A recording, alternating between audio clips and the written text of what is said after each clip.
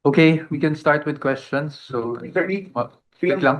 attorney, ilang beses po kayong nag-object during the opening statement of Representative Leila de Lima. Can you explain, sir, yung objection natin at paano po ito nakaka-apekto yung mga ganitong klaseng statement sa pagiging patas po ng impeachment trial? Opo. Yung sa atin po, no, of course, this is with all due respect to Representative De Lima.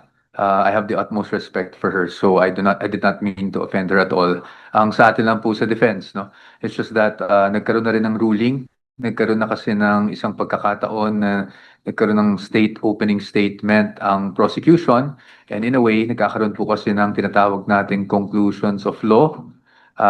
Kumbaga, nailalahad na doon yung mga paratang nila at nabibigyan na ng konklusyon na may maling nagawa ang ating Vice Presidente. At sa pananaw ng defense, dapat yon ay, kumbaga, sa kanila pinapatunayan nila through their witnesses and not through statements. Kaya po, we really recorded our objection to such statements at nagpapasalamat naman po tayo sa patience rin ni Representative De Lima at nagpapasalamat din tayo sa ating presiding officer. Nakita naman niya yung point natin.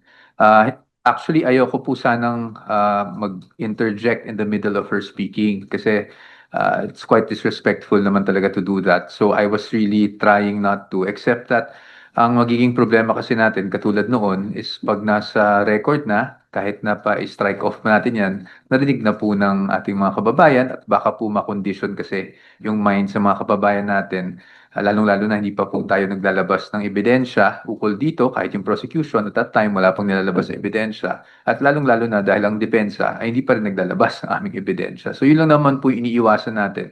But I have to say that again, I'd like to pay my utmost respect for Representative De Lima for being patient also with the objections that I recorded earlier. Attorney, sa first witness, hindi po kayo nag-cross-examination. Is it part of your legal strategy or talaga nakikita niyo lang na hindi na kailangan mag-cross-examine? Well, sa totoo lang, it wasn't really on the legal strategy side. It was more of, doon naman sa naging nakitang issue doon.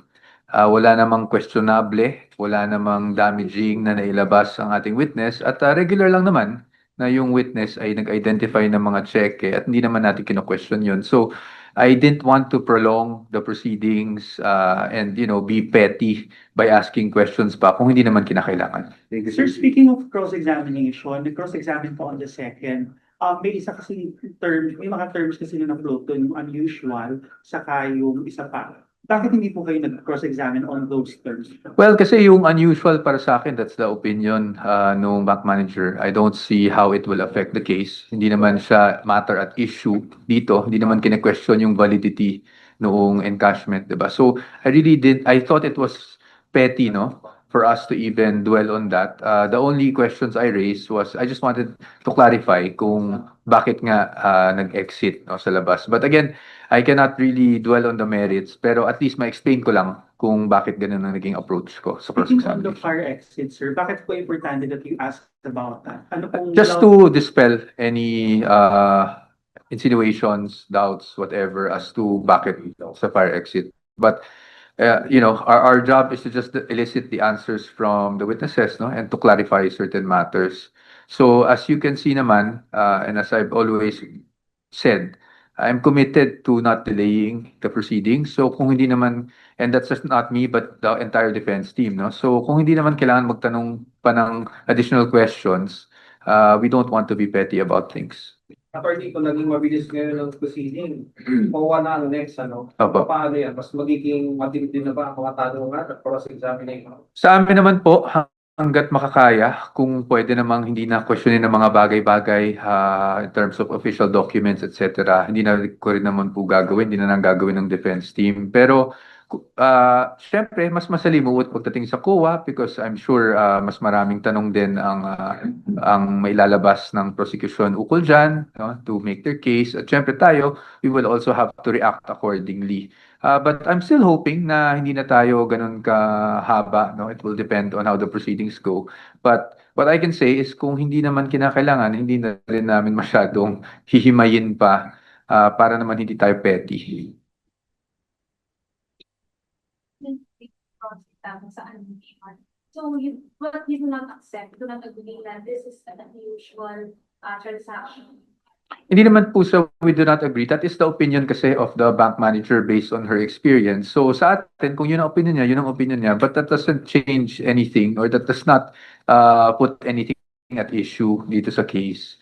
Kasi ang pinag-uusapan naman dito, hindi ba yung use of the funds, no? It's not the withdrawal of the funds. So hindi, para sa akin, again, I'm overusing the word, parang masyado ng petty talaga kung pati yun patulan pa natin. So, Attorney, dun sa objection niyo po, your case, parang No, not at all. attorney, dun sa objection nyo, dun sa mga opening statements, maging nung nakaraang linggo, laging binabanggit yung conclusion of facts and conclusion of law. Pwede nyo i-expound para mas maintindihan ng ating Oo, mga ibig kababayan kung ano yung conclusion of law, ano yung conclusion. Ibig sabihin kasi sinasabi mo na ginawa ng isang tao ang isang illegal na act when in fact, hindi pa napapatunayan at hukom lang naman ang pwede magsabi niyan. Bago natapos itong trial, ay binanggit si presiding officer patungkol nga doon sa position nyo doon sa pagpapalit ng sequence. Opo. Patik po at ano bang dinahilan niyo doon sa inyong position paper? Opo. I cannot go into the details of that because as you know, talagang na-warningan na kami last week, no, about speaking and discussing the merits of the case in public or even all of these things that we file. But siguro para lang sa kalaman ng lahat, ang pinanggagalingan lang naman ng posisyon namin is where the burden of proof actually lies. And the burden of proof lies with the prosecution. So dapat tapusin nila yung kaso. Sorry, paliwanag na ulit ninyo yung sa fire exit angle. Kaya yung examine yung question na yun dahil para maiwasan na maisip ng ating mga kababayan na tinatakas, di tinatago, kaya sa fire exit dumaan. Pero parang sinabi mo na hindi dumaan doon sa Meralco Avenue, di ba? Para lang para lang hindi na magkaroon ng any negative connotation kung bakit ba sa fire exit. In-explain lang natin kung nasaan ba talaga ang land bank DepEd, which is inside the DepEd compound. At may fire exit nakadikit yun na pwedeng dumiretso sa loob. Sa totoo ako po, wala po akong personal knowledge. That's why inilisted kasi never ko pong nakita never po akong pumasok sa DepEd land bank. That's why I had to elicit that from the witness. kind of tapos sa prosecution ko, meron din situation na nagmamatch kasi siya doon sa description ng past nila Scania. But what are your thoughts on that? I do not remember anything about Las Cañas having a bag. Camille Madriaga. Well, we'll have to just prove our point during our cross-examination of the witness Madriaga if he is in fact presented. Update on your foreign spokesperson? Wala pa po sa ngayon. Pag-usapan pa lang namin ng ating kliyente, ang ating vice presidente. Mas ilabag ayon sa defense sa pre-trial order yung pagbabago ng proseso ng trial. But I don't want to get into that, sir. I hope you understand. No? As I said, our main argument is that the burden of proof lies with the prosecution, and I'll leave it at that. Sir, sorry.